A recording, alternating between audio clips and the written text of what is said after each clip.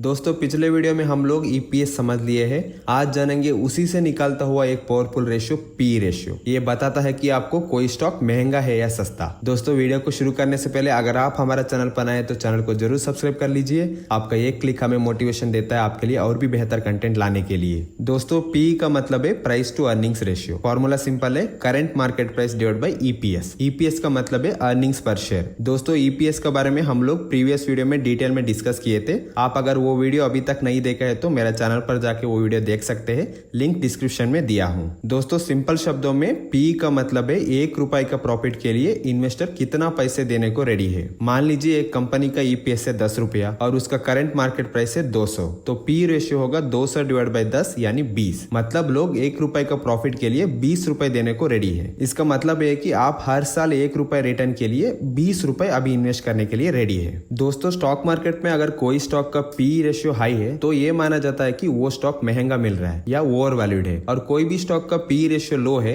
ये माना जाता है कि वो स्टॉक अंडर वैल्यूड है या आपको सस्ता मिल रहा है। दोस्तों आप ऑब्जर्व किए कि स्टॉक मार्केट में कुछ स्टॉक्स का पी बहुत हाई रहते हैं, फिर भी बहुत लोग उस स्टॉक में इंटरेस्टेड रहते हैं और इन्वेस्ट करते हैं, और कुछ स्टॉक्स का पी बहुत लो रहते हैं फिर भी इन्वेस्टर्स इंटरेस्टेड नहीं रहते हैं। दोस्तों इसका पीछे का रीजन को हम एक एग्जाम्पल के साथ अच्छे से समझते हैं। दोस्तों मान लीजिए एक शहर है जोधपुर, जहां मार्केट का फुटफॉल स्टेबल है। फुटफॉल स्टेबल मतलब वहां पे आने वाला नंबर ऑफ कस्टमर्स लगभग सेम है। वहां 2 दुकान है, दुकान ए और दुकान बी, और आप इन दोनों दुकानों में एक दुकान को खरीदना चाहते हो। दुकान ए हर साल 5 लाख का प्रॉफिट कमा रही है और उसको खरीदने के लिए आपको 50 लाख इन्वेस्ट करना पड़ेगा, तो इसका पी बनेगा 50 लाख डिवाइड बाई 5 लाख यानी 10। और दूसरा दुकान है दुकान बी, वो कमा रहा है हर साल 6 लाख का प्रॉफिट और उसको खरीदने के लिए आपको 60 लाख देना पड़ेगा, तो दुकान बी का पी बनेगा 60 लाख डिवाइड बाई 6 लाख यानी 10। दोस्तों यहाँ पे दोनों का पी सेम है और दोनों सेम लोकेशन में है, तो यहाँ पे आप देखोगे किस दुकान का मैनेजमेंट, लोकेशन, प्रोडक्ट और कस्टमर का ट्रस्ट बड़ा है वहां पे आप इन्वेस्ट करोगे। तो स्टॉक मार्केट में भी बिल्कुल वैसे ही है। अगर 2 सेम इंडस्ट्री का स्टॉक में आप इन्वेस्ट करना चाहते हो, आप देखोगे किस कंपनी का प्रोडक्ट अच्छा है, मैनेजमेंट अच्छा है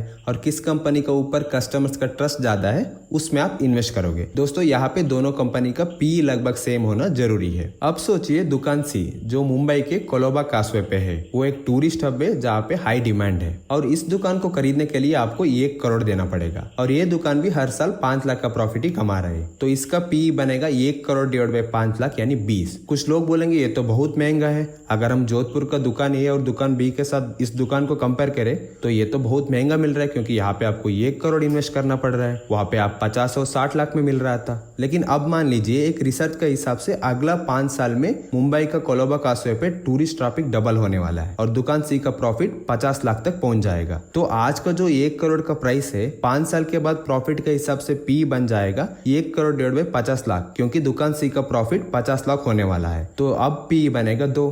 तो ये तो दुकान ए और दुकान बी से भी सस्ता हो गया। इसीलिए दोस्तों कुछ लोग प्रेजेंट देखते हैं, कुछ लोग फ्यूचर, और इसी का वजह से हर स्टॉक का बायर और सेलर स्टॉक मार्केट में हर दिन मिलते हैं। दोस्तों यहाँ एक इंपॉर्टेंट बात है, पी रेशियो का कंपैरिजन सिर्फ सेम इंडस्ट्री की कंपनी के बीच में होता है। इंडस्ट्री का एवरेज पी को देख के डिसाइड किया जाता है कि कोई स्टॉक महंगा है या सस्ता। दोस्तों अगर हम प्रीवियस एग्जांपल के ऊपर फोकस करेंगे तो दुकान ए और दुकान बी दोनों का पी सेम मिला था। हम उस दुकान में इन्वेस्ट किए थे जिसका कस्टमर ट्रस्ट और प्रोडक्ट बेहतर है। अब मान लीजिए जोधपुर मार्केट का बाकी दुकानों का एवरेज पी है 15 है और हमको ए एंड बी दुकान का पी मिला था 10। इसका मतलब दुकान ए और दुकान बी रिलेटिवली सस्ते में मिल रही है। अगर हम जोधपुर मार्केट का कोई दुकान पे इन्वेस्ट करना चाहते हो तो बाकी दुकानों को कंपेरिजन में दुकान ए और दुकान बी हमको सस्ता मिल रहा है। स्टॉक मार्केट में भी बिल्कुल वैसे ही है। अगर सेम इंडस्ट्री का बहुत सारा कंपनीज है और उसमें 1 या 2 कंपनी का स्टॉक का पी इंडस्ट्री का एवरेज से कम है, इसका मतलब है कि वो दोनों स्टॉक हमको सस्ते में मिल रहा है। दोस्तों अभी फोकस करते हैं दुकान सी के ऊपर। दोस्तों हम लोग दुकान ए और बी को दुकान सी के साथ कंपेयर करना सही नहीं होगा, क्योंकि दुकान सी का लोकेशन, डिमांड और स्कोप अलग है। बिल्कुल वैसे ही स्टॉक मार्केट में अलग अलग इंडस्ट्री का पी को कंपेयर करना भी गलत होगा। दोस्तों अगर आप सोच रहे कि पी रेशियो कम है तो मैं इन्वेस्ट करूंगा, तो थोड़ा रुक जाइए। कोई भी स्टॉक सिर्फ एक रेशियो से जज नहीं होता, पूरा फंडामेंटल एनालिसिस करना पड़ता है। Balance sheet, profit growth, date